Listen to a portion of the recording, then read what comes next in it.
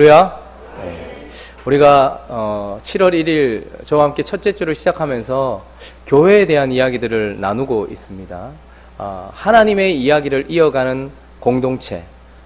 예수 그리스도께서 승천하셨지만 그분이 보내신 성령으로 말미암아서 그분의 몸이 되어 여전히 예수 그리스도께서 이 땅에서 하고 계시는 이야기를 이어가는 공동체가 우리이고, 그래서 기다려야 한다. 우리가 다 세팅이 되고 우리가 다 차 있어도 성령이 우리 안에 함께 하시지 아니하시고 성령께서 이곳에 함께 하시지 않으면 아무것도 아니다. 그래서 11명에서 12명으로 사도를 채웠다 할지라도 그 가운데 함께 하셨던 예수 그리스도의 영이 없으면 안 된다. 그래서 하늘로부터 내려온 성령으로 충만하고 각 사람에게 불의 혀로 임하신 그 하나님의 은사로 충만한 공동체가 바로 교회다 이야기하면서 지난주에는 이제 교회의 본질에 대해서 좀 더 살펴봤습니다. 사람들의 모임이라고 얘기했습니다. 사람들의 모임이 참 많습니다. 개 모임도 있고 동창 모임도 있고 여러 가지 많지만 교회가 그런 모임들하고 다른 이유는 딱 한 가지. 그들의 정체성이 회개한 사람들의 모임이다.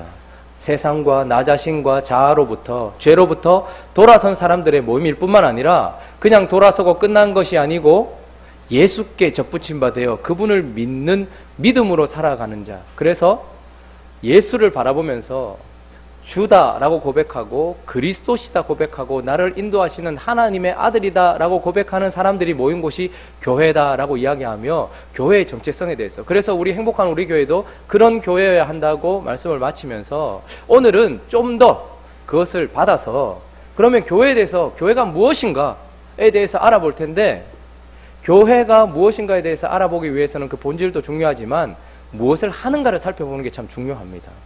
어떤 사람이나 단체가 하는 일을 보면 거기에 대한 본질이 명확하게 드러나거든요. 하나님께서 아담을 창조하셨을 때에 아담 자신을 보면서도 우리가 아담을 알아가지만 아담이 하는 일을 보면서도 아담이 어떤 존재인지를 알아요. 아담은 모든 피조물들의 이름을 지었습니다. 이름은 왕이 짓는 겁니다. 통치자가 짓는 겁니다.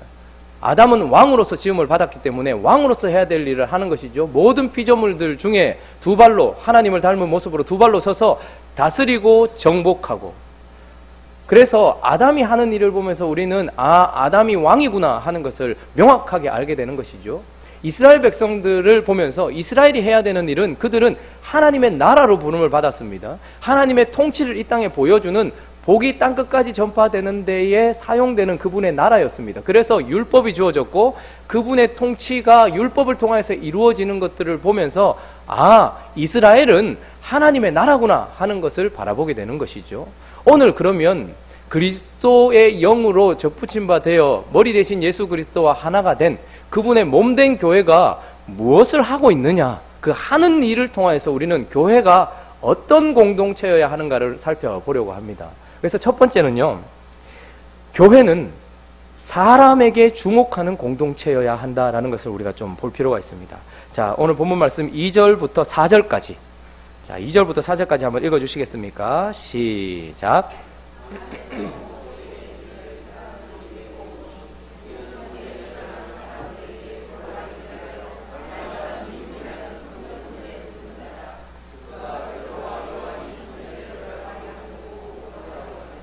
베드로가 요한과 더불어 주목하여 이르되 우리를 보라 하니, 베드로와 요한이 늘 하던 대로 성전에 올라가 기도하려고 하다가 미문 앞에 있는 한 사람을 보게 되는데, 그 사람은 날마다 거기 있었던 사람이에요.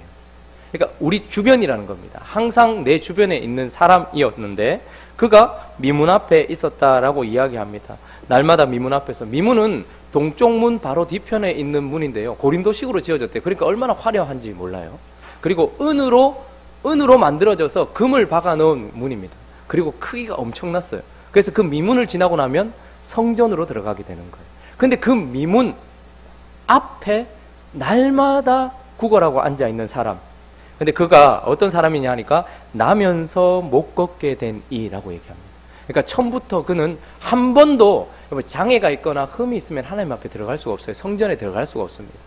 그 아름다운 문을 지나면 그 문보다 더 아름다운 하나님이 계신 성전에서 하나님을 만나려고 들어가는 사람들이 있는 그 앞에서 그 미문을 한 번도 넘어보지 못했을 뿐만 아니라 자기의 삶에서 한 번도 걸어본 적이 없었던 아무도 주목하지 않는 그 한 사람이 날마다 거기 있었다라고 이야기를 하고 있는 것입니다.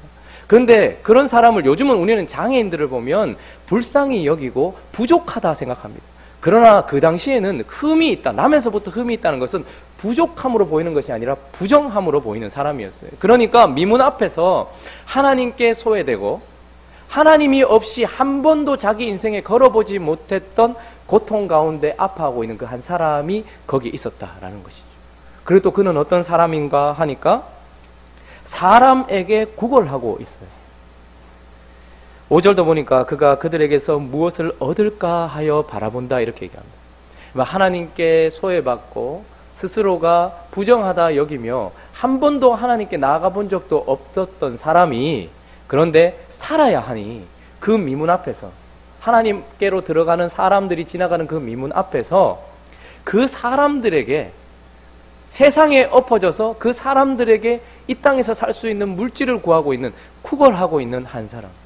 그러니까 자기가 지금 뭐가 필요한지를 모르고 그 필요에 대해서는 한 번도 고칠 수 있다고 생각해 본 적이 없었던 한 사람. 그래서 돈이라도 몇 푼 얻어서 여기서 굶어 죽지 않으려고 하는, 자기가 정말 필요한 것을 구하는 것이 아니라 어떻게든 살아보겠다고 이 땅의 사람들에게 이 땅의 것을 구하고 있는 그 한 사람이 거기에 앉아 있었다라고 이야기를 하고 있습니다. 그런데 오늘 베드로와 요한이 그 사람을 주목했다라고 얘기합니다. 교회는 이런 사람들에게 주목하는 공동체여야 합니다.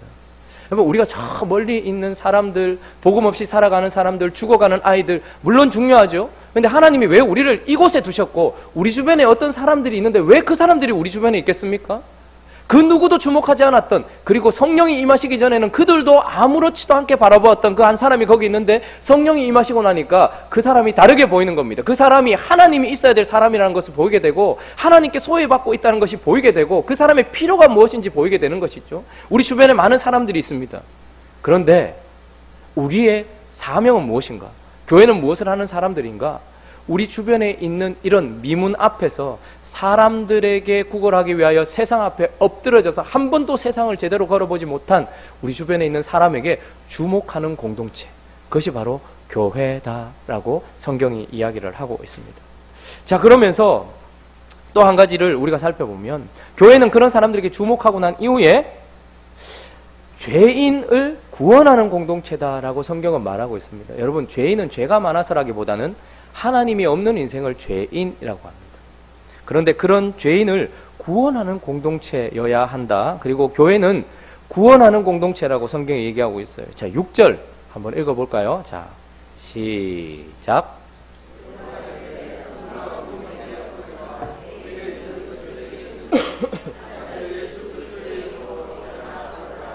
자, 오늘 놀라운 일이 일어났습니다. 한 번도 일어나 보지 못했던 불치병에 걸렸던, 난치병에 걸렸던 한 사람이 말 한마디를 통하여서 일어나 걷게 되는 놀라운 역사가 있는데, 이걸 우리가 어떤 관점으로 바라봐야 되겠습니까?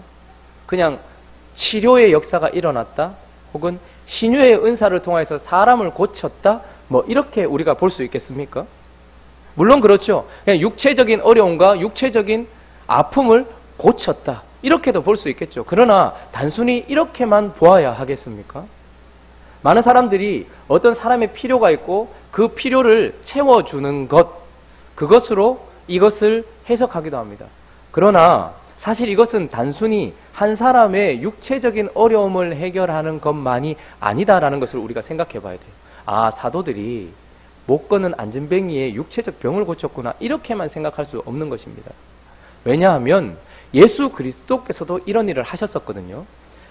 세례 요한이라는 사람은 이 땅에서 예수님을 가장 먼저 알아본 사람이었습니다. 예수님은 구약이 예언하던 메시아다라는 것을 알아본 사람이었어요. 그래서 그분을 전파하고 그분 앞에 서서 메시아를 선포하던 사람이었습니다. 그런데 그가 옥에 갇히게 되었어요.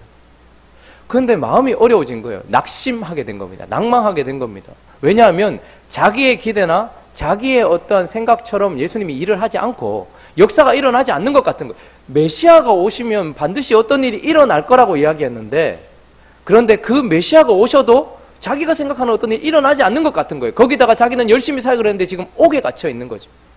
우리도 이럴 때가 가끔 있지 않습니까?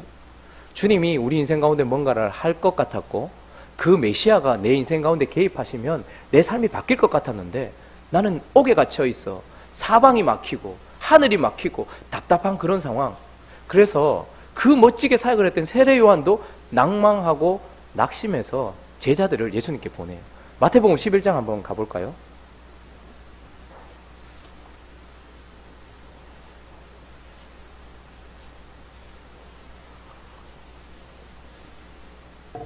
(11장) 2절부터 제가 한번 읽어볼게요. 신약성경 16페이지 마태복음 11장 2절에 보면 요한이 옥에 갇혔습니다. 그리스도께서 하신 일을 듣고 제자들을 보내서 이렇게 물어요. 여짜오되 오실 그이가 당신이니까 우리가 다른 일을 기다리오리까? 지금 상당히 마음이 낙심되어 있어요. 그런데 예수께서 이렇게 얘기합니다. 대답하여 이르되 너희가 가서 듣고 보는 것을 요한에게 알리되 라고 얘기하면서 뭘 얘기하는 거 하니까 5절 같이 읽어보겠습니다. 시작. 맹인이 보며 못 걷는 사람이 걸으며 나병 환자가 깨끗함을 받으며 못 듣는 자가 들으며 죽은 자가 살아나며 가난한 자에게 복음이 전파된다 하라. 지금 예수님께서 낭망하고 있는 세례 요한에게 무슨 이야기를 하는 거 하니까 네가 들었던 것처럼 지금 예수님께서 못 보는 자를 보게 하고 못 걷는 자를 걷게 하고 남의 환자를 깨끗하게 하고 또 죽은 자를 살리고 가난한 자에게 복음이 전파되는 일을 지금 하고 있다라고 얘기하는 이 구절은 이사야 선지자를 통해서 예언되었던 메시아가 오시면 일어날 구원의 역사들에 대해 설명이었습니다.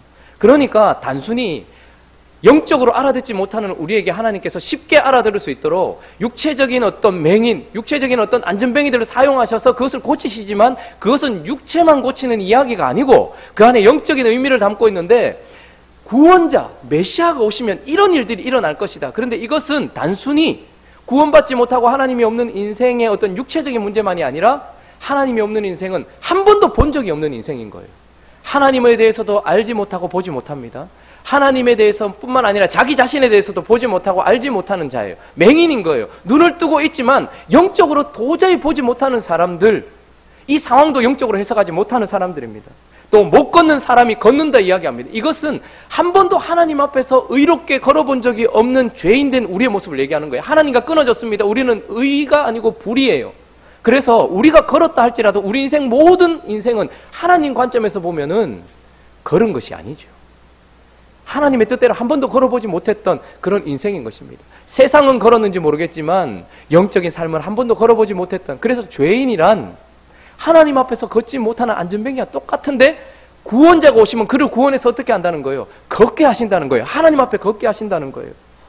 그리고 나병 환자는 하늘이 닫힌 사람들입니다. 저주받은 사람들이었어요. 그리고 고침받지 못하는 사람들이었습니다. 왜 내가 나병에 걸렸습니까? 한 번도 물어보지도 못할 만큼 나는 하늘의 저주를 받아서 썩어 문드러져 죽어가고 있고 사람들로부터 격리되어 있고, 그래서 누군가가 내게 다가오면 부정하다 윗입술을 가리면서 그렇게 이야기해서 나 자신이 하늘로부터 저주받은 사람이라는 거예요. 그렇게 살다가 썩어 죽어가야 되는 자인데 메시아가 오시면 어떻다는 거예요? 그런 나병 환자가 깨끗하게 얻는다 얘기합니다. 우리의 영혼은 영적인 나병에 걸려서 썩어 문드러 죽어가다가 결국은 끝나는 인생인데 메시아, 예수 그리스도께서 오시면 어떻게 한다는 거예요? 영적인 나병에 걸려있는 자들을 고치신다는 거예요. 뿐만 아니라 죽은 자가 살아난다 이야기합니다. 여러분, 우리는 태어날 때 양방향으로 태어나요. 응애하고 태어나는 순간 우리는 영으로는 죽어서 태어납니다. 다 태어난 사람들 영적으로는 죽음 가운데 태어나요. 그리고 육체의 생명만 가지고 있습니다. 그리고 어떻게 됩니까? 이 생명은 영적인 죽음, 영적인 것을 향하여 달려가다가 결국 영적인 생명과 똑같이 육체의 죽음을 맞이하는 것이 우리 인생이에요. 그런데 이제 어떻게 됩니까? 주님이 오시면 영적으로 죽어있던 우리를 영적으로 살리시고 이 죽을 몸이 어떻게 된다는 거예요? 생명을 향해 가고 우리는 영원히 살 것이다 라고, 죽은 자가 살아날 것이다 이렇게 얘기합니다. 뿐만 아니라 가난한 자에게 복음이 전파된다 얘기합니다. 그럼 가난한 자에는 돈을 줘야지요. 여기서 말하는 가난함이란 영혼의 가난함을 이야기하는 것입니다. 하나님이 없어서 보지 못하고, 하나님이 없어서 듣지 못하고, 하나님이 없어서 걷지 못하고, 하나님이 없어서 문둥병에 걸려 죽어가는 그 가난한 자에게, 그래서 구약은 마치 어린아이들을 가리키는 것처럼, 왜냐하면 계시가 점진적이기 때문에 잘 몰라요. 그렇기 때문에 어떤 하나님 안에 있는 부요함을 알아듣게 하려고 구약 성경에는 보면 물질적인 축복을 많이 주세요. 하나님께서. 아브라함도 거부였습니다. 이삭도 거부였습니다. 야곱도 거부였습니다. 그리고 그들의 특징이 뭡니까? 부인이 예쁘다는 거예요. 그러니까 이게 뭘 뜻하냐 하면 믿음으로 사는 자, 하나님과 연결되어 있는 자는 풍성하다는 것을, 복으로 충만하다는 것을 보여주는 거예요. 그런데 이것이 신약으로 넘어오면서 이제 이것이 보여주려고 했던 것은, 진짜 보여주려고 했던 것은 무엇이냐면 영혼의 풍성함이라는 거예요. 그런데 가난한 자들에게 복음이 전파된다 하라. 그러니까 예수 그리스도께서 이 땅에 계셨을 때 하셨던 일은 이사야 선지자가 선포했던 그대로 무슨 이야기를 하는 거니까 구원하는 이야기라는 거예요. 오늘 이 안전뱅이, 교회가 첫 번째 설교를 하고 난 이후에 3,000명이 회심하여 돌아오고, 그리고 이제 교회가 형성되고 난 이후에 첫 번째 한 사역을 우리에게 보여주실 때 그 많은 병자들과 그 많은 어려움을 겪고 있는 사람 중에 하나님은 처음으로 안전뱅이를 일으키는 이 사건을 통해서 교회는 한 번도 하나님 앞에 영적으로 거룩하게 걸어본 적이 없고 한 번도 일어나 본 적이 없는 이런 사람들을 어떻게 하는 거예요? 예수 그리스도를 선포함으로 말미암아 그들을 살리는 자들이다. 교회는 영적으로 치료하는 곳이다 라고 우리에게 이야기를 해주고 있는 것입니다. 그래서 어떻게 해요? 이런 구원을 어떻게 우리가 이루는 겁니까? 어떻게 교회가 그냥 안전뱅이를 살린 것이 아니라 그 상황 속에서 영적으로 바라보면 하나님 앞에 앉아있는 자들을 일으키는 일이라는 것을, 이 놀라운 일을, 죽어있는 자를 일으키고 걷게 하는 이 일을 어떻게 할 수 있냐는 거예요. 교회는 무엇으로 하느냐라는 거예요. 16절, 우리 본문 말씀 16절 한번 볼까요?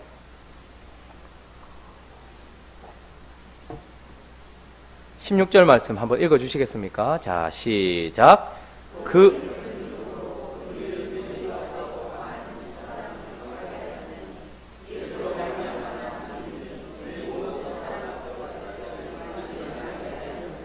여러분, 교회는 정말 무시무시한 곳입니다. 엄청난 곳입니다.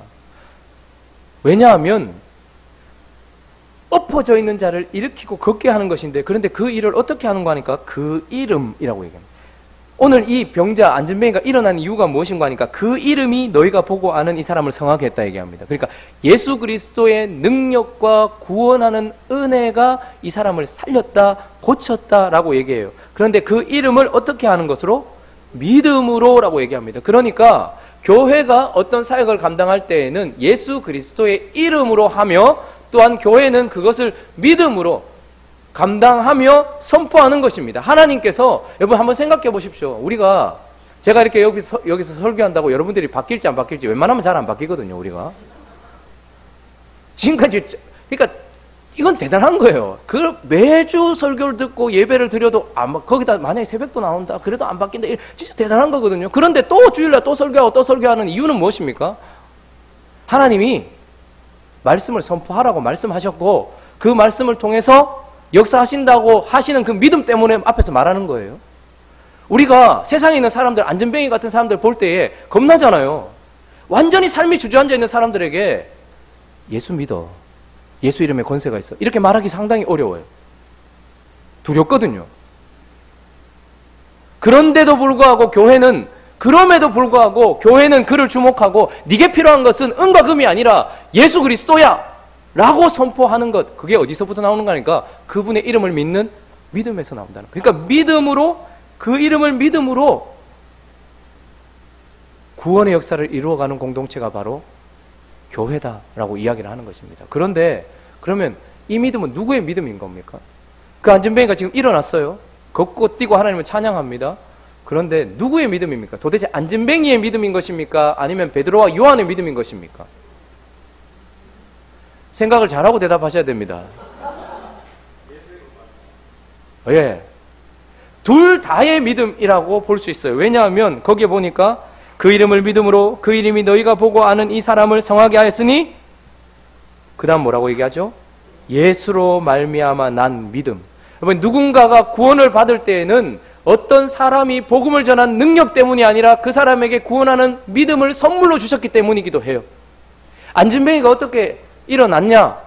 그에겐 전혀 믿음이 없었다라고 말할 수 없는 것이 구원받도록 하나님께서 그에게 믿음을 주셨기 때문이겠죠. 그리고 난 이후에 하나님을 찬양하는 걸 보니, 그러니까 그에게도 하나님이 구원받는 믿음을 주셨고, 베드로와 요한이 한 번도 해보지 않은 그 일을 지금 능력으로 행하고 있는 이것도, 교회가 세상을 향하여서 그리스도의 이름이면 충분합니다라고 고백할 수 있는 이 믿음, 이 믿음도 누가 주셨다는 거예요? 예수 그리스도로부터 난 믿음이라는 거예요. 그러니까 이 믿음, 예수 그리스도께서 교회를 향하여서는 세상의 해답이 예수다라는 믿음을 주셨고, 그리고 세상을 향하여서는 그들을 살리는 구원받는 믿음을 주셔서 지금 그들이 일어났다, 그가 일어났다라고 이야기를 하고 있는 것입니다. 그래서 교회는 믿음으로 구원하는 공동체인 것입니다.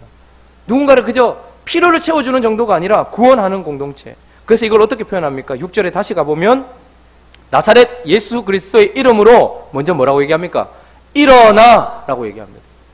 모든 인생은 다 주저앉아 있습니다. 하나님이 없는 모든 인생은 다 세상 앞에 주저앉아 있습니다. 그러나 예수 그리스도의 이름으로 일어나 라고 고백할 뿐만 아니라 그 자리에 일어나 있는 것이 아니라 뭐라고 이제? 걸으라 라고 이야기를 하는 것입니다. 그렇게 교회는 예수 그리스도를 믿는 믿음으로 말미암아서 이 세상에 있는 구원받아야 될 사람들을 일으키고 걷게 하는, 즉 구원하는 공동체다라고 이야기를 하고 있습니다. 그리고 또 한 가지, 교회는 아픈 사람들을, 하나님께 소외받은 사람들을, 고통받고 있는 사람들을 향하여 주목할 뿐만 아니라 또한 그들을 구원하는 공동체일 뿐만 아니라 그런 죄인들을 사랑하는 공동체다라고 우리는 볼 수 있습니다. 자, 7절 말씀 한번 읽어주시겠습니까? 7절. 자, 시작.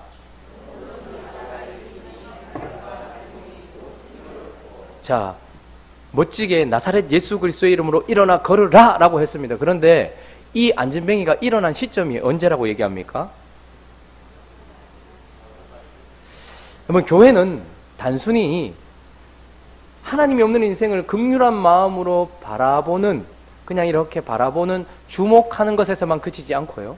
그리고 예수 그리스도의 이름으로 선포하고 믿음으로 그들에게 복음을 전하는 것에서만 그치지 않고 오늘 보니까 오른손을 잡아 일으켰다라고 이야기를 합니다. 그런데 언제 그가 일어났는가 시점을 보니까 교회가 선포하고 난 이후 사랑으로 그를 붙잡았을 때에 발과 발목이 힘을 얻기 시작했다라고 이야기합니다. 여러분, 말로 하는 건 쉽습니다. 예수 믿으면 복 받습니다. 예수 믿으면 구원 받습니다. 더웁게 하십시오. 따뜻하게 하십시오. 배부르게 하십시오. 라고 말하지만 형제의 궁핍함을 보고 아무것도 행하지 않으면 무슨 소용이 있겠느냐? 행함이 없는 믿음은 죽은 것이라 라고 이야기하죠. 교회도 마찬가지인 것입니다. 교회는 하나님께서 구원하시기로 작정한 자들, 그들에게 복음을 선포할 뿐만 아니라 지금 뭐죠? 사랑으로 그들을 붙잡아 일으키는 공동체여야 합니다. 그런데 이건 쉬운 일이 아닙니다. 모두 다 부정하다 여기는 그에게 오른손을 내밀어 잡는 것, 이건 쉬운 일이 아닙니다. 그리고 오른손을 잡았을 때 내가 혹시 지불해야 된 대가가 있다면 그것으로 우리는 계속해서 뭔가를 헌신해야 되고 뭔가를 허비해야 될지도 모릅니다. 사랑이란 내가 가진 그 무엇, 남는 그것을 주는 것이 아니라 사랑이란 나 자신 자체를 계속해서 주는 것이거든요. 그런데 교회는, 베드로와 요한은 그의 손을 붙잡아 일으킨 사랑의 공동체였다라고 이야기를 하고 있습니다. 자, 그래서 우리가 정리를 해보면 교회는 세상과 자신과 죄로부터 회개하여 돌이키고 예수 그리스도를 향하여 나아간, 회개하고 돌이킨 사람들이 세상에 하나님께서 나를 두신 그 영역 속에 있는, 하나님께 소외받고 고통받고 아파하고 세상에 주저앉아 있는 사람들을 주목하는 공동체, 그 일을 하는 공동체라고 얘기합니다. 여러분, 이렇게 주목하는 것도 쉽지 않습니다. 주목한다는 것은 내가 주님의 시선으로 세상을 바라본다는 거예요.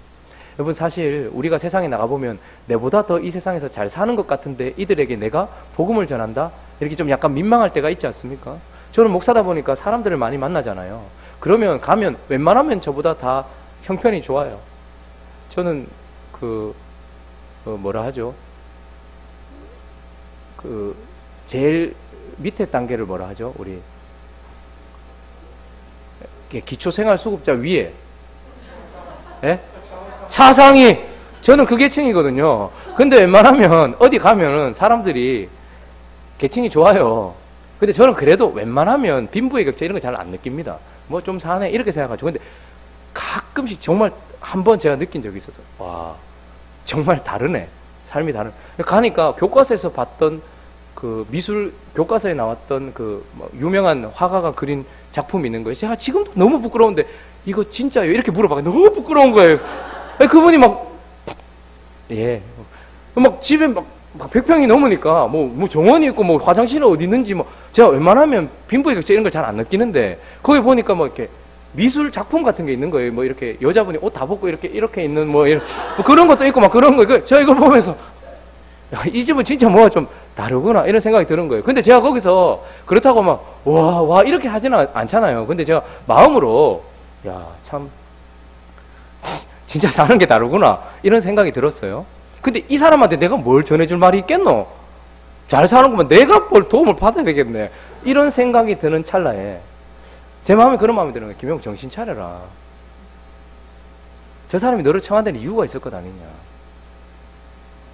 육신의 눈이 아니라 믿음의 눈으로 바라봐라. 혹시 저가 세상 가운데 엎어져 있는 자는 아니냐. 미문 앞에서 엎어져 있느냐 아니겠냐. 근데 이야기를 하는데 1시간이 채 넘어가지 않았는데 그 사람이 한 번도 하나님 앞에 걸어본 적이 없고 그 사람이 가난하다는 것과 그 사람이 지금 아파하고 있다는 것과 그 사람이 해결할 수 없는 문제 가운데 부딪혀서 주저앉아서 누군가가 바라보기를 지금 기다리고 있다는 것이 그때 보입니다. 여러분, 우리가 육신적인 눈으로 세상을 주목하기는 힘듭니다. 그러나 하나님께서 교회는 육신적인 눈이 아니라 하나님의 시선으로 그들이 안진뱅이다라는 것을 볼 수 있도록 하나님께서 일하시는 공동체여야 합니다. 그러므로 우리 교회가, 행복한 우리 교회가 우리의 가진 것으로 세상을 판단하는 것이 아니라 하나님이 보여주시는 대로 볼 수 있는 공동체가 되기를 예수 그리스도의 이름으로 축원합니다. 뿐만 아니라 여러분, 우리가 가진 것으로 누군가를 도와줄 수 있겠죠. 그런 도움은 그 사람들에게 참 많은 영향을 미치지만 그러나 교회는 교회만이 할 수 있는 것이 있습니다. 교회만이 해야 되는 것이 있습니다. 우리는 구원하는 공동체이지 여기서 자선사업을 하는 공동체가 아니라는 것입니다. 그러면서 그것을 기억하고 죄인들을 하나님 앞에서 일으키는 공동체여야 합니다. 그리고 하나님 앞에서 걷게 해야 되는 공동체라는 것을 기억하는 우리 모두가 되기를 예수 그리스도의 이름으로 축원합니다. 또 하나, 이제 우리가 그렇게 한다면 우리 주변에 많은 사람들이 모일 것입니다. 우리를 이용하는 사람들도 있을 거예요. 우리가 잡아주는 그 손, 그렇게 일어나고 나면 다시는 그 손 잡지 않으려고 그냥 이익을 추구하는 사람들도 있을 것입니다. 그러나 우리는 이 세상에서 바보가 되더라도 그들의 손을 잡고 그들을 함께 일으켜주는 사랑하는 공동체가 되기를 예수 그리스도의 이름으로 축원합니다. 그런데 이런 공동체가 나가야 될 방향, 그래서 교회가 어때야 되는가를 얘기할 때에 부정적인 진술을 살펴보는 것도 교회의 명확성을 보여주고 있습니다. 그래서 오늘 본문을 통해서 하나님은 교회가 하면 안 되는 것, 교회가 추구하면 안 되는 것, 교회가 그런 방향으로 가면 안 되는 것들을 우리에게 몇 가지를 보여주는데, 하나는 교회 자체를 주목하게 해서는 안 됩니다. 교회 자체를 주목하게 하는 것은 절대로 해서는 안 되는 일입니다. 12절 한번 읽어주시겠습니까? 12절. 자, 시작.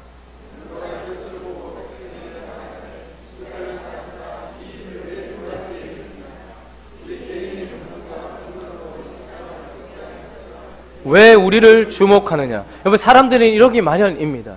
하나님께서 홍해를 가르셨을 때에 그 앞에서 지팡이를 내밀고 있는 모세는 보이지만 그 모세가 지팡이를 내민 것과 함께 그 물을 진짜 가르친 하나님을 사람들은 보지 못하거든요. 그렇기 때문에 하나님을 보지 아니하고 그 앞에서 수단으로 사용된 모세를 바라보기도 하고 모세가 들고 있는 지팡이를 바라보기도 해요.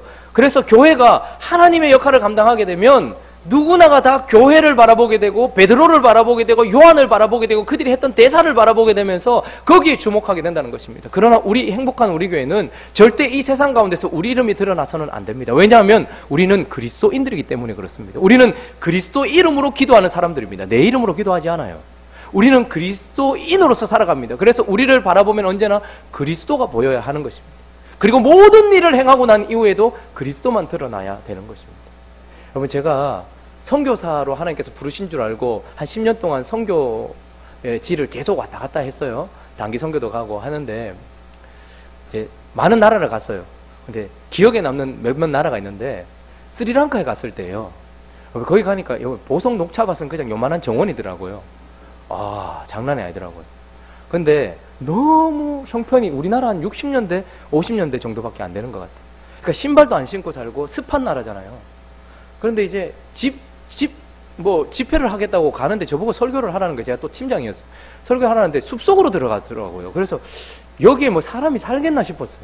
근데 뭐 종도 치고 우리 왜 옛날에 막 이렇게 하는지 뭐 이렇게 하니까 슬금슬금 사람이 오는데 100명이 넘어가는 거예요. 한 150명이 오는 거예요. 그래서 제가 선교사님 이 사람들 어디에 사냐고 하니까 정말 움막 같은 데 살아요. 집에 들어가 보니까 우리 옛날 카페트 있잖아요. 빨간색 카페트. 그런 카페트에 신발도 없으니까 습한 그냥 뭐 물기가 진흙 막 밟고 그냥 들어가고 그렇게 사는 건데 거기 가니까 이제 한 150명이 모이는 거예요. 그래가지고 이제 말씀을 전하는데 이게 영어로 얘기하고 그다음에 영어로 얘기하면 옆에 사람은 이제 그걸 스리랑카 언어가 있는데 두 가지 언어가 같이 있으니까 통역이 4번 가야 되는 거예요. 그러니까 할렐루야 뭐뭐 이러니까 이거 설교가 안 되겠다 싶은 거예요. 그래서 거기서 이제 연극을 했어요. 무언극 있죠. 제가 또 좀 대도 안 했는데 예수님 역할을 감당했어요. 예수님이 또 보기에 흠모할 곳이 없으니까 뭐 아무 때나 생겨도 예수님 해도 되잖아요. 그래서 막 했는데 이제 은혜를 받았나 봐요. 그러면서 이제 선교사님이 콜링을 했어요. 그래서 제가 이제 콜링을 했어요. 예수 믿고 구원받을 사람 나오라고 얘기했어요. 그때 그런 믿음이 어디서 나왔는지. 그 예수님 역할을 한다고 제가 또 성가대 가운을 하얀색 입고 있으니까 지금 뭔가 좀 신령한 역사가 일어날 것 같다 뭐 이런 생각이 드니까. 그런데 제 앞으로 한 명이 나오셨어요. 근데 정말 점잖게 생긴 분이 나오셨는데 제 앞에 갑자기 무릎을 꿇는 거예요. 제가 좀 이렇게 같은 성경을 가진 자인데 일어나라 얘기하고 싶었지만 그 마음이 느껴지는 거예요. 간절한 마음이. 근데 선교사님이 너무 놀라면서 막 이렇게 울먹울먹 하시는 거예요. 왜 그러냐니까 지금 제 기억이 정확한지는 모르겠는데 한 달 전이었는지 1년 전이었는지 이분이 계속 복음을 반대하던 이 동네 이장 같은 분인 거예요. 유지인 거죠. 돌을 던졌다는 거예요. 선교사님들한테. 그랬던 사람인데 갑자기 엎드렸다는 거예요. 그래서 제가 좋을 때 왔다. 한 달 전에 왔거나 1년 전에 왔으면 돌 맞을 뻔했는데 좋을 때 왔다 싶었어요. 근데 이제 기도를 받으니 그 사람이 기도를 받으니까 그다음 그 동네 사람들이 나오기 시작하는 거예요. 우리를 세워놓고 전부 기도 받겠다고 나오는 거예요. 그러다가 그 현지인 목회자가 저를 데리고 가더니 이 여자를 위해서 기도해달라는 거예요. 제가 이분이 어떤 상황이냐고 묻고 싶은데 다 막 선교사님도 붙어서 기도하고 이거 하니까 어떤 상황인지 묻고 싶은데 몰랐어요. 근데 이제 모르고 이제 손을 얹었어요. 그분이 제 손을 자꾸 거기 얹는 거예요. 그 여자분이 손을 얹었는데 느낌이 이상한 거예요. 저도 그런 거 처음 느꼈거든요. 딱 봤는데 이분이 귀신 들린 분이에요. 근데 얼굴이 보이는데 그분 얼굴하고 오버랩되면서 또 다른 얼굴이 보이는 거예요. 저는 말씀 중심의 엄한 교육을 받은 합동층 목사입니다. 이상한 저도 그런 처음이었어요. 그런데 순간 제가 많이 놀랬겠죠. 준비가 안 된 상황에서 성가대 가운 입고 지금 이렇게 올렸는데 이상한 거예요. 딱 봤는데 순간 한 2초 정도 무섭더라고요. 보이니까 뭔가. 근데 2초 지나고 나서 화가 갑자기 왜 그랬는지 모르겠는데 화가 막 올라오는 거예요. 그냥 의분 같은 거에서 이 여자를 묻고 있는 이 영에 대해서 너무너무 화가 나는 거예요. 순간적으로. 몇 년 됐냐고 물어봤는데 몇 년이 됐다고 얘기해요. 너무너무 화가 나는 거예요. 그래서 막 기도를 했어요. 그래서 제 마음 한켠에는 한 번도 귀신 쫓아본 적이 없는데 기도를 막 했어요. 그러다가 그냥 막 방언으로 막 기도하다가 나사렛 예수 이름으로 가! 했는데 갑자기 이 여자분이 제 느낌은 그래서 푹 튕겨나가시는 거예요. 뒤로 팍 쓰러졌어요. 삽시간에 조용해졌죠. 제가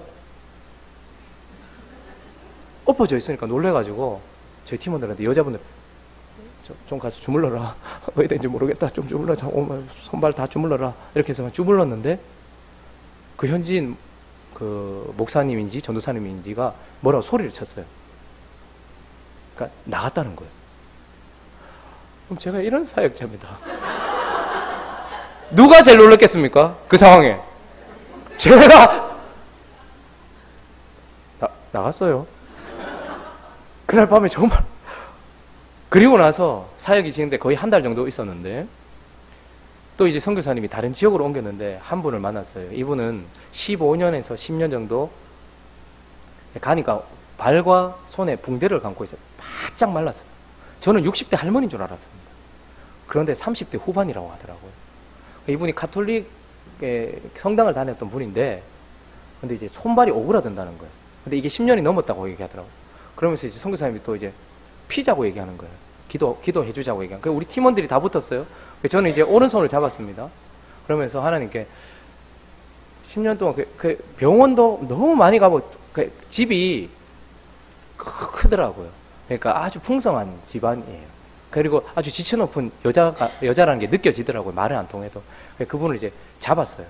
그러나서 이제 기도하는데 펴달라고 하나님께서 이 원인도 모르고 그래서 기도하는데 제가 이제 그 빼짝만한 여자분을 손을 잡고 이제 기도하면서 아무 반응이 없길래 이렇게 제 힘을 주면서 피려고 아버지 피워주시고 하면서 했는데 와, 안 되더라고요.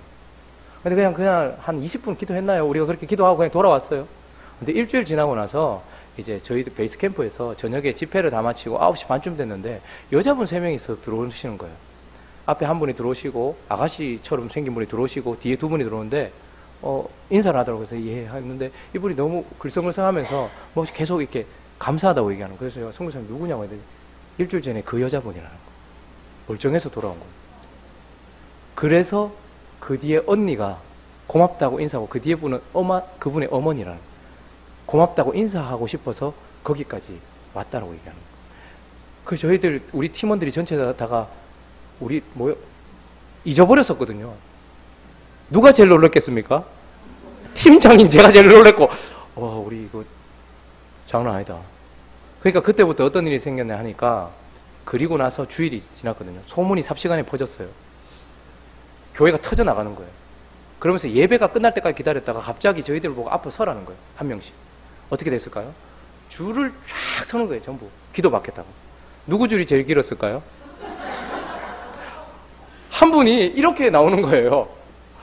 그래서 제가 이분은 뭐 어떤 기도를 앞을 볼 수 있겠다 이렇게 기도하는. 그래서 제가 얼마나 당황스러웠겠어요. 그러나 어쨌든 그 순간에 제가 그냥 믿음으로 기도했습니다. 나중에 어떻게 되는지 모르겠지만 여러분 제가 지금 여기 있어서 그렇지 스리랑카 가면 능력의 종이에요 제가. 근데 왜 제가 이런 얘기를 드리냐면 그리고 난 이후에 한국에서 그런 일 한 번도 없었고요. 그런 기도할 일도 없었고 그런 능력도 없었습니다. 그런데 하나님께서 그 선교지에 필요한 대로 사용하셨겠죠. 이 연약한 자도 사용하셨겠죠. 그런데 그 순간마다 나타나는 게 뭐냐면 사람들은 자기의 필요 때문에 누구를 주목하는 거 하니까 똑같은 팀인데도 역사가 이 사람이 팀장이다 라고 하니까 누구를 주목할까요? 사람을 주목하는 거예요. 그럼 세상은 그렇습니다. 언제나 어떤 역사가 일어나고 자기의 문제가 해결되면 그것을 진짜 일으킨 사람, 그 하나님이 아니라 거기에 사용된 수단을 이용. 저기 스위치를 켜면 불이 나가고 스위치를 켜면 또 불이 들어오죠. 근데 스위치에는 아무 것이 없어요. 전기의 힘인 것 뿐인 것입니다. 그런데 우리는 스위치에 불과한 거예요. 아무것도 아닌 존재인데 교회가 갑자기 부흥이 되기 시작하면 그 목사님이 되게 신령한가 보다. 목사님이 기도해서 누군가가 나았다고 얘기하면 그 목사님은 되게 무슨 은사가 있나 보다. 그러면서 그런 것 때문에 모이게 되기도 합니다. 오히려 그것을 광고하기도 하죠. 어떤 사람은 암을 낳았다. 어떤 사람은 뭐 사업에 성공했다. 여러분 교회는 결코 그래서는 되지 않습니다. 왜냐하면 사도들이 어떻게 했습니까? 사도들을 통하여 구원받았던 이 사람이 8절에 보면 뛰어 서서 걸으며 그들과 함께 성전으로 들어가면서 이들은 베드로와 요한이 살고 있는 곳으로 가지 않고 성전 하나님이 계신 곳에 가면서 걷기도 하고 뛰기도 하며 하나님을 찬송했어요. 그리고 나서 베드로와 요한도 왜 우리를 주목하느냐라고 얘기하면서 또다시 설교를 하면서 예수 그리스도에게로 집중하겠단 말입니다. 교회는 절대로 우리 자신의 이름이 나거나 나 개인의 어떤 능력을 드러내는 곳이 되어서는 아니 된다라고 성경은 이야기하고 있습니다. 또 하나 더 중요한 것이 있는데 그것은 바로 교회는 아까도 말씀드렸지만 자선단체나 구호단체나 문화센터가 아닙니다. 여러분 문화센터, 자선단체 이 모든 것들은 다 좋은 거예요. 그러나 그거는 세상도 할 수 있는 일입니다. 돈이 할 수 있는 일이에요. 그러나 교회는 우리만 할 수 있는 일이 있어요. 안전뱅이를 의술로는 일으킬 수 있지만 그래서 걷게 할 수는 있고 최첨단 과학기술과 의술로 이 사람을 조금 걷게 할 수 있는 것은 세상도 할 수 있지만 하나님 앞에서 일으키는 건 교회밖에 못해요. 예수 그리스도의 이름을 가지고 있는 교회밖에 못한단 말입니다. 그리고 교회만이 그를 또한 하나님 앞에서 걷게 한단 말이죠. 그런데 우리가 어느 순간인가 이런 것들을 통해서 교회가 이름이 나기 시작하고 뭔가 사람들이 모이기 시작하니까 백화점식으로 그것들을 다 가지고 오는 거예요. 세상에 유익되는 단체가 되는 건 좋지만 교회는 세상에 유익을 주는 단체가 아니라 하나님의 뜻대로 행하는 곳이어야 합니다. 그래서 이곳에 이걸 하면 더 많은 사람들이 모인다 할지라도 그래서 그것을 통해서 이건 복음의 통로가 되고 수단이 됩니다 라고 말할지도 모르겠지만 떡과 복음은 같이 다 가야 됩니다 라고 말할지 모르겠지만 맞는 말이죠. 그러나 이것 때문에 혹 우리가 정말 해야 되는, 여러분 세상은 절대 교회를 기도하지 못합니다. 예수 그리스도의 이름으로 기도하지 못해. 재난이, 큰 재난이 일어나요. 우리 그거 가야 되겠죠. 우리도 가서 손으로 도와야 되겠죠. 그러나 우리는 우리만이 할 수 있는 게 있어요. 기도라는 것은 세상이 못합니다. 하나님을 움직이는 건 우리만 할 수 있는 거예요. 하나님 앞에서 일어나게 하고 하나님 앞에서 서게 하는 건 우리만 할 수 있는 거예요. 그런데 어느 순간인가부터 베드로가 했던 고백을 보십시오. 6절에 다시 보면 베드로가 이르되 은과 금은 내게 없거니와 내게 있는 이것을 내게 주노니 나사렛 예수 그리스도의 이름으로 일어나 걸으라 라고 얘기합니다. 그가 가지고 있었던 건 뭡니까? 내게 있는 이것. 여러분, 베드로와 요한이 아예 한 분도 없었겠습니까? 그게 아니라 이건 내가 너에게 줄 선물이 아니다. 이건 내가 집중하고 있는 것이 아니라 내게 있는 것이 있는데 그것은 바로 예수 그리스도, 그리고 그분이 주신 구원, 그리고 그분이 주신 생명, 그분이 주신 평강, 그분이 주신 은혜, 이걸 내게 주는데 나사렛 예수 그리스도의 이름으로 걸으라 라고 이야기하는 거죠. 어느샌가 우리는 은과 금은 가지고 있는지 모르겠습니다. 근데 예수 그리스도의 능력이 나타나지 않아요. 돈이 할 수 있는 일보다 예수 그리스도가 할 수 있는 일이 훨씬 큰데도 불구하고 돈이 하는 일이 눈에 보이고 만져지고 수치가 나오니까 거기에 더 집중하고, 영적으로 하는 일은 눈에 보이지 않으니 어떤 사람이 영적으로 안전병이었던 자가 일어났을 때 우리는 그걸 모릅니다. 그가 걷기 시작했을 때도 우리는 모릅니다. 그러니까 어느샌가 우리는 은과 금은 가지고 있는데 예수 그리스도의 이름을 잃어버리는 거죠. 창세기 12장 한번 가보시겠습니까? 이건 큰 문제인데요. 창세기 12장은 누구의 이야기가 시작됩니까? 바로 믿음의 조상 아브라함의 이야기가 시작이 돼요. 근데 그가 기근을 만나자마자 하나님께서 가지 말라고 했던 애굽으로 내려갑니다. 이 당시 애굽은 세상을 상징해요. 10절부터 보면 그 땅에 기근이 들었으므로, 구약성경 15페이지, 그 땅에 기근이 들었으므로 아브라함이 애굽에 거류하고 내려가요. 근데 문제는 뭐냐면 부인이 너무 예뻐. 그래서 혹시나 부인 데리고 가서 자기 죽일까봐 누이라고 해라 라고 이야기했는데, 그래서 15절 한번 보십시오. 바로의 고관들도 그를 보고 바로 앞에서 칭찬함으로 그 여인을 바로의 공으로 이끌어들입니다. 여러분, 그 여인은 누굽니까? 사라입니다. 사라는 그냥 한 사람의 동력자가 아닙니다. 하나님이 이제 하나님의 나라를 만드시기 위해서 아브라함과 사라를 통해서, 사라는 영적인 하나님의 일을 감당하게 되는 수단이에요. 하나님의 일을 감당하게 되는 하나님의 능력이 나타나게 되는 곳입니다. 그러니까 사라가 없으면 하나님 일하지 않는 거예요. 하가를 통해서 이스마엘 필요 없는 거예요. 그두라를 통해서 나온 자식들 필요 없는 거예요. 하나님은 사라를 통하여서 어떻게 해요? 영적인 역사를 일으킨다고 얘기했어요. 그런데 오늘 이 아브라함이 사라를 세상의 왕에게 내어주고, 그리고 16절은 보니까 이에 바로가 그로 말미암아 아브라함을 후대함으로 아브라함이 양과 소와 노비와 암수 나귀와 낙타를 얻었더라. 한번 보십시오. 영적인 능력은 빼앗기고 세상의 소중한 것들을 가지고 거부가 된 이 밤 한번 생각해 보십시오. 근데 교회가 딱 이러한 밤을 걷고 있는 것 같아요. 우리는 예수 그리스도의 이름을 누구에게도 내어주면 안 됩니다. 근데 이건 내줬어요. 그럼 세상이 뭘 줄까요? 더 이상 이걸 찾지 않도록 소와 양과 나귀와 모든 것들을 우리에게 줄 겁니다. 우리는 이걸 가지고서 풍성하다고 생각할지 몰라요. 그러나 아무런 역사를 일으키지 못해요, 교회는. 근데 하나님 우리에게 뭐라고 얘기합니까? 그러면 안 된다. 은과 금은 내게 없거니와 내게 있는 것을 네게 주노니 나사렛 예수 그리스도의 이름, 그것이 우리에게 필요하다라고 이야기를 하고 있는 것입니다. 오늘 말씀을 정리하도록 하겠습니다. 교회가 어떤 곳이어야 하는가, 우리는 계속해서 살펴보는데요. 오늘 이 베드로와 요한이 세상을 주목하는 이 장면, 4절 우리 다시 한번 읽어볼까요? 4절 우리 다시 한번 읽어보죠. 자, 시작. 우리를 보라, 이렇게 얘기합니다. 이 말은 우리 자신을 주목하라는 말이 아니라 우리는 세상 가운데서 우리를 보여주는 사람들입니다. 근데 이건 우리를 주목하게 해서 보여주는 것이 아니고요, 우리가 어떤 사람들인지를 보여줘야 되는 사람이에요. 물건을 살 때도 어떤 사람이 이것이 효력이 있는지 없는지 알잖아요. 그런데 세상 앞에 서 있는 우리를 보라라고 이야기를 해요. 베드로와 요한이 더불어 주목하면서 그 사람을 향해서 뭐라고 얘기하는 거예요? 세상을 향해서 우리를 봐라, 이렇게. 어떤 우리를 보라는 거예요? 어떤 우리? 예수 그리스도 앞에 회개하고 세상으로부터 돌아설 뿐만 아니라 예수 그리스도의 은혜를 받아 구원받은 우리를 봐라. 우리를 봐라. 뿐만 아니라 은과 금은 없잖아. 허름해 보이지만 내게 있는 예수 그리스도로 말미암아 풍성한 우리를 봐라. 뿐만 아니라 여기 지금 미문을 통해서 들어가고 있는 모든 사람들이 육체적으로는 걷고 있는지 모르지만 하나님 앞에 걷지 못하는 사람들인데 너하고 똑같은 사람들이야. 근데 우리를 봐.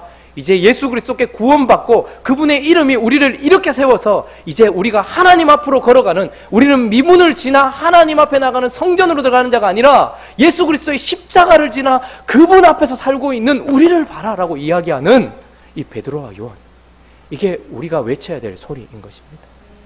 복음은 교회를 통해서만 역사합니다. 그래서 우리 또한 세상 가운데 나아가서 우리를 주목해 보십시오 라고 이야기하면서 하나님이 구원할 자들 앞에서 그를 주목하여 보고 그의 필요가 예수 그리스도라는 것을 보고 그분에게, 그 사람에게, 그 세상에게 예수 그리스도를 선포하고 그리고 그 사람을 끝까지 사랑하는 우리 행복한 우리 교회가 되어서 진짜 저 교회는 그리스도가 통치하는 교회다, 그리스도의 향기가 나는 교회다, 그리스도가 계시는 교회다 라고 보여지는 행복한 우리 교회가 되기를 예수 그리스도의 이름으로 축원합니다. 우리 같이 한번 찬양하고 기도했으면 좋겠는데요. 우리 이 찬양 한번 해볼까요? 한번 가사를 생각하시면서 한번 배워보기도 하고 하시는 분들은 들으시면 되겠습니다.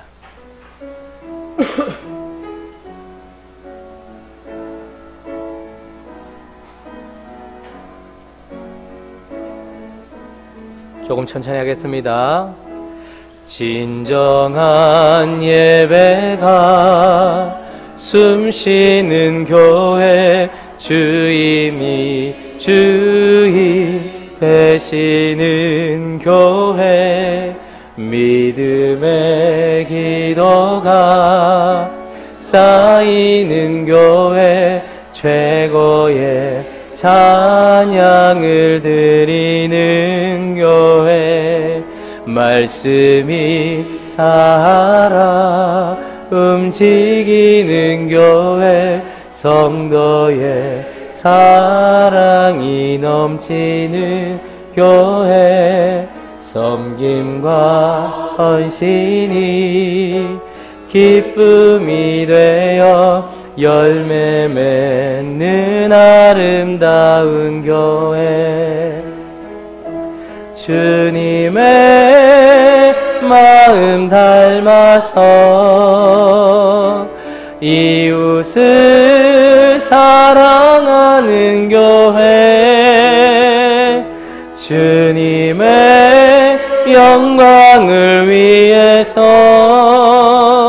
빛 대신 주님 전하는 교회, 사랑의 불꽃이 활짝 피어나 날마다 사랑에 빠지는 교회,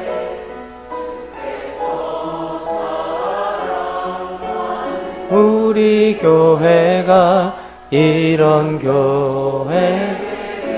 우리 한 번 더 고백하겠습니다. 진정한 예배가, 진정한 예배가 숨쉬는 교회, 주님이 주인 되시는 교회, 믿음의 기도가 쌓이는 교회, 최고의 찬양을 드리는 교회, 말씀이 살아 움직이는 교회, 성도의 사랑이 넘치는 교회, 섬김과 헌신이 기쁨이 되어 열매 맺는 아름다운 교회,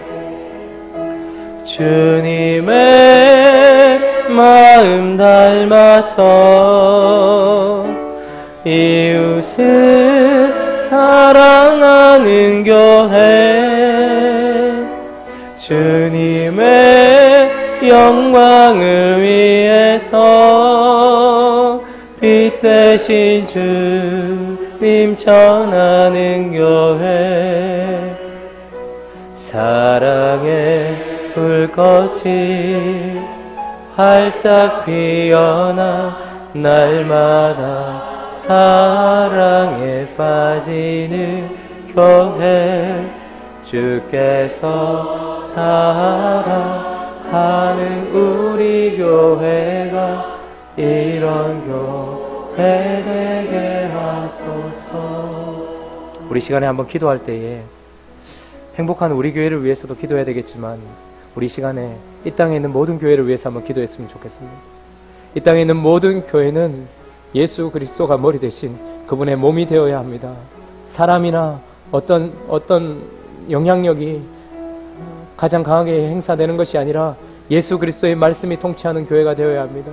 행복한 우리 교회뿐만 아니라 이 땅에 있는 모든 교회가 오늘 우리가 방금 드렸던 찬양처럼 진정한 예배가 숨쉬는 교회 되게 하여 주옵시고, 주님이 주인 되시는 교회 되게 하여 주시옵시고, 믿음의 기도가 쌓이고 최고의 찬양이 드려지는 교회 되게 하여 주시고, 말씀이 살아 움직여서 우리의 삶 속에 역사하는 교회가 되게 하시고, 사랑이 넘치는 교회 될 수 있게 해달라고, 하양과 경북과 대구와 이 땅 하나님 열방에 있는 교회들을 그렇게 사용하여 주시고, 특별히 우리 행복한 우리 교회가 그런 교회 될 수 있도록 성령이 충만하도록 우리를 깨끗하게 해달라고 우리 기도 제목들을 가지고 한번 기도하며 나가도록